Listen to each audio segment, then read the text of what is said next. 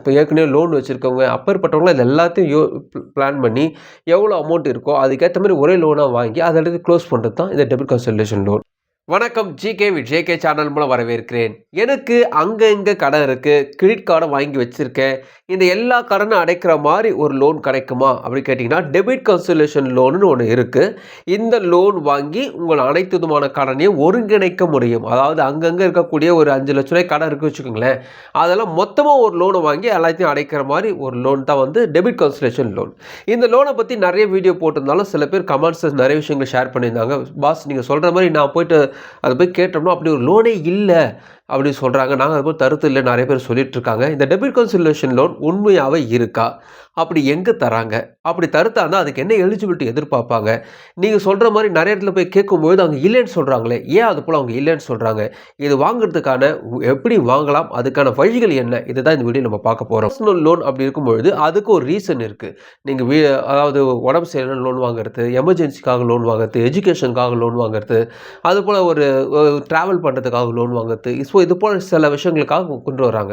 அப்படி கொண்டு வரும்போது இந்த டெபிட் கன்சல்டேஷன் லோன், அப்புறமா அந்த கிரெடிட் கார்டு க்ளோஸ் பண்ணுறதுக்கான லோன், இதெல்லாம் பார்த்தீங்கன்னா இந்த டெபிட் கன்சல்டேஷன் லோனில் தான் வருது. ஸோ இந்த பர்சனல் லோனில் வாங்க போகிறீங்க, அதுக்கான ரீசனில் இந்த டெபிட் கன்சல்டேஷன் லோன் வருது. ஸோ இப்போ உங்களுக்கு ஒரு ஐடியா கிடச்சிருக்கும். ஆனால் ஒரு சில பேங்க்கில் தராங்க. அவங்க யாருன்னு பார்த்தீங்கன்னா நான் பேங்கிங் ஃபினான்ஸ் கம்பெனிஸ், அவங்க தான் இந்த லோனை தராங்க. ஸோ இந்த வீடியோவில் இந்த டெபிட் கன்சல்டேஷன் லோன் வாங்குறதுக்கு எலிஜிபிலிட்டி என்ன, இந்த எலிஜிபிலிட்டி தான் வந்து நிறைய இடத்துல வந்து நான் சொல்லியிருக்கேன். இருந்தாலும் இந்த வீடியோவில் டீட்டெயிலாக உங்களுக்கு சொல்கிறேன். அதாவது ஒரு கிரெடிட் ஸ்கோர் உங்களுக்கு எவ்வளோ இருந்தால் இந்த டெபிட் கன்சல்டேஷன் லோன் கிடைக்கும், அதுக்கான எலிஜிபிலிட்டி என்ன, அது எப்படி தருவாங்க, அது எப்படி நடைமுறைப்படுத்துவாங்க, அது லோன் தரத்து யார், அது லோன் தரத்துக்கு ஃபார் எக்ஸாம்பிளுக்காக ஒருத்தர் எடுத்து நான் உங்களோட எக்ஸ்பிளைன் பண்ண போகிறேன். ஸோ இதுதான் டீட்டெயிலாக நம்ம பார்க்க போகிறோம். அதுக்கு முன்னாடி ஜிகே வித் ஜேகே சேனல் இது வரைக்கும் நீங்கள் சப்ஸ்கிரைப் பண்ணாலும் சப்ஸ்கிரைப் பண்ணி பக்கத்தில் உள்ள ஐகானை ப்ரெஸ் பண்ணி ஆல் ஒரு ஆப்ஷன் கொடுங்க.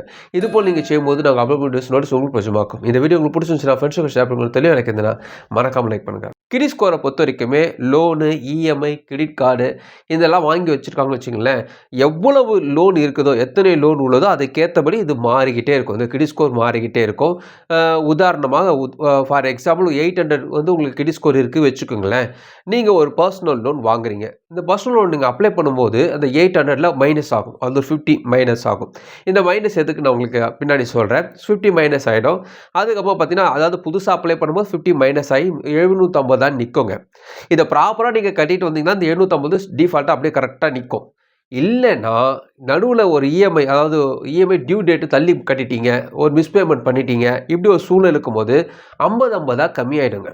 இப்படி கம்மியாயிடுச்சுன்னா ஃபஸ்ட்டு ஸ்டார்டிங்கில் என்ன 800 இருந்துச்சு, இப்போ பார்த்தீங்கன்னா 650 தான் இருக்கும்.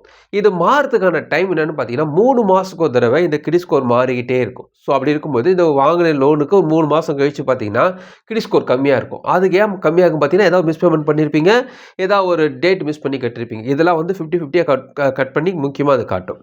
இது வந்து 650 இருக்கும்பொழுது நீங்கள் ஒரு கிரெடிட் கார்டு வாங்கியிருக்கீங்க. இந்த கிரெடிட் கார்டில் பார்த்தீங்கன்னா ஒரு மிஸ்பேமெண்ட் பண்ணிட்டீங்க, டேட்டை மிஸ் பண்ணி கட்டிட்டீங்க, இல்லை ஏதோ ஒரு டியூ டேட் தள்ளி கட்டிட்டீங்க, ஏதோ ஒரு விஷயம் நடந்துருச்சு, ஒரு பெனால்ட்டி அவங்க போட்டாங்கன்னா அதுக்கு ஒரு மைனஸ் ஆகும். அப்படி மைனஸ் ஆச்சுன்னா உங்களுக்கு 600ல் நிற்குங்க. இந்த 600ல் நிற்கும் பொழுது பார்த்தீங்கன்னா திடீர்னு வந்து ஒரு 3 இஎம்ஐ கட்ட முடியாத ஒரு சூழ்நிலை, ஏதோ ஒரு பிரச்சனை ஆயிடுச்சு, உங்களுக்கு பணம் வர நேரத்தில் வரல, அந்த லோனை நீங்கள் கட்ட முடியல வச்சுங்க, பார்த்தீங்கன்னா 3 இஎம்ஐ கட்டவில்லைன்னு வச்சுக்கோங்களேன்.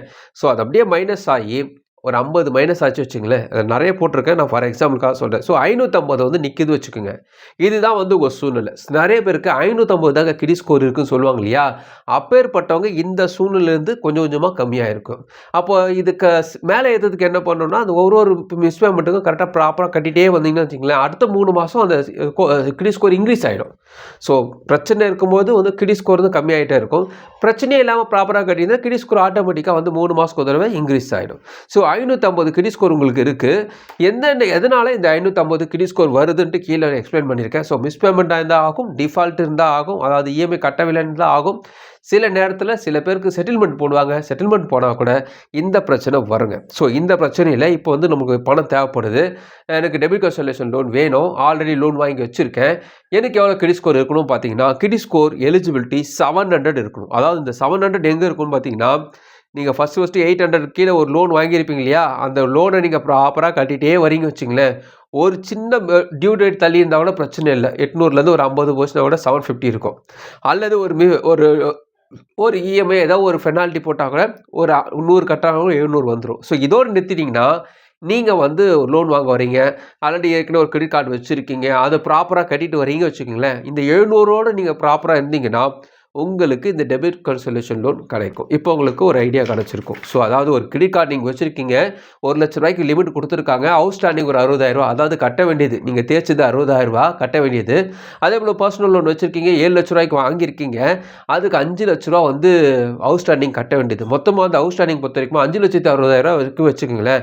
உங்களுக்கு இன்கம் எவ்வளோன்னு பார்ப்பாங்க. ஸோ இன்கம் ஒரு ஃபார் எக்ஸாம்பிளுக்காக நான் சொல்கிறது எல்லாமே ஃபார் எக்ஸாம்பிளுக்காக தான். இன்கம் ஒரு 35,000 வந்து வச்சுக்கோங்களேன். 700 ப்ளஸ் உங்களுடைய கிரெடிட் ஸ்கோர்னா ஸ்டேபிள் இன்கம் இருக்கணும். அதாவது நிரந்தர வருமானம் இருக்கக்கூடிய கம்பெனியில் நீங்கள் வேலை செய்கிறவங்களா இருக்கணும். 1 வருஷமாவது நீங்கள் 2 வருஷமாவது எக்ஸ்பீரியன்ஸ் ஆன ஆளாக இருக்கணும். அதுதான் அவங்க முக்கியமாக எதிர்பார்ப்பாங்க. அப்படி இருந்தால் தான் இந்த நான் பேங்கிங் ஃபினான்ஸ் கம்பெனியில் இந்த லோனை தருவாங்க.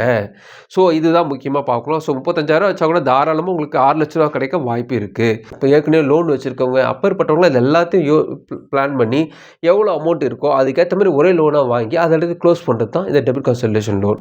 இது நான் பேங்கிங் ஃபினான்ஸ் கம்பெனிஸ் தான் நிறைய பேர் தந்துட்டு இருக்காங்க. அப்படி தரக்கூடிய ஒரு கம்பெனி நான் சொல்கிறேன். ஸோ இவங்க வந்து பார்த்தீங்கன்னா ஃபார் எக்ஸாம்பிளுக்கு தான் சொல்கிறேன், நான் இவங்கள ப்ரொமோட் பண்ணலை. இது போல் நிறைய பேங்க்ஸ்லாம் தராங்க. அவங்க என்னென்னலாம் விஷயங்கள் வச்சுருக்காங்க விஷயத்த சொல்கிறேன். அதே நேரத்தில் வட்டியில் எவ்வளோ போடுவாங்க விஷயத்த சொல்கிறேன். ஃபார் எக்ஸாம்பிள் தான் சொல்கிறேன். இது வந்து இவங்களை ப்ரொமோட் பண்ணல, நான் மறுபடியும் சொல்கிறேன். பொன்னவலா பின்காப் ஹையர் லோன் அமௌண்ட் தருவதாக சொல்லியிருக்காங்க. எலிஜிபிலிட்டி 21 வயதுலேருந்து 60 வயது உடைய அனைத்து இந்திய குடிமக்கள் லோன் தருவதாக சொல்கிறாங்க. இன்கம் ₹30,000 சொல்கிறாங்க.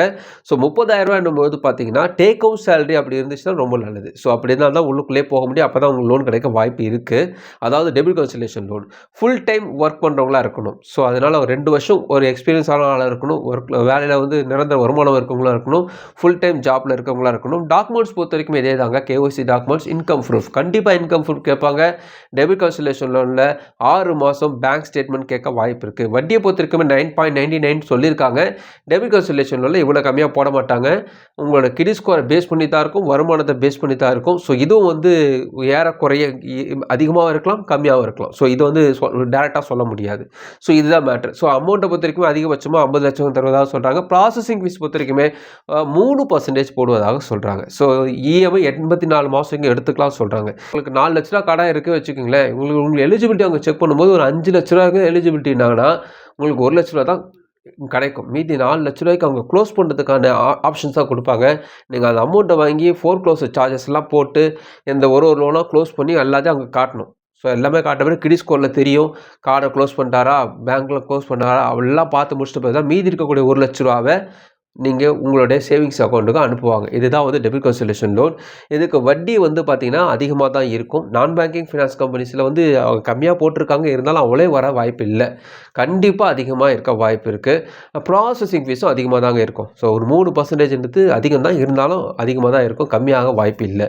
இதில் என்ன ஒரு ப்ளஸ்ன்னு பார்த்தீங்கன்னா, அங்கங்கே கிரெடிட் கார்டு வாங்கி வச்சுருப்பாங்க, லோனை வாங்கி வச்சுருப்பாங்க, இஎம்ஐ டேட்டு மறந்துருப்பாங்க, சமாளிக்க முடியாமல் இருப்பாங்க, திடீர்னு ஒரு செலவு வந்துச்சுன்னா ஒரு பேமெண்ட்டை மிஸ் பண்ணியிருப்பாங்க. இப்பேற்பட்டவங்க இந்த அனைத்து விதமான கச்சா முச்சான்னு இருக்கக்கூடிய இந்த எல்லா லோனையும் எடுத்து ஒரே லோனாக வாங்கி கட்டிட்டீங்கன்னா, எல்லாம் அடைச்சி முடிச்சிட்டிங்கன்னா, அந்த ஒரு லோனை இஎம்ஐ மட்டும் கட்டிட்டு வந்தீங்கன்னா நிம்மதியாக இருக்கலாம் நீங்கள் நினச்சிங்கன்னா இந்த டெபிட் கன்சல்டேஷன் லோன் ட்ரை பண்ணலாம். டெபிட் கன்சல்டேஷன் லோனாகவே தெரியாது, பர்சனல் லோன்ற மாதிரி தான் வரும்.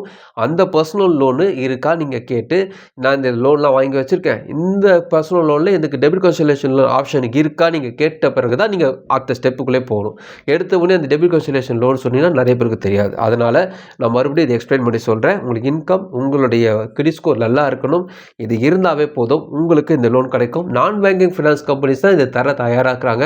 ஸோ நிறைய விதமான கம்பெனிஸ் தராங்க. நீங்கள் வெப்சைட்டில் தேடி பார்த்துட்டு உங்களுடைய டேரெக்டாக பொறுத்தல அல்லது நீங்கள் ஆப்லேயோ அல்லது வெப்சைட்லேயோ பார்க்கறதை காட்டிலும் டேரெக்டாக போயிட்டு விசாரிச்சிங்கன்னா உங்களுக்கு தெளிவான ஒரு விளக்கம் தருவார்கள். கண்டிப்பாக இந்த பிரச்சனையிலேருந்து வெளிவர முடியும். இந்த வீடியோ உங்களுக்கு பிரோஜனமாக நினைக்கிறேன். உங்கள் ஃப்ரெண்ட்ஸுக்கு ஷேர் பண்ணி உங்களுக்கு பிரோஜனமாக மறுபடியும் பார்க்கலாம். வணக்கம்.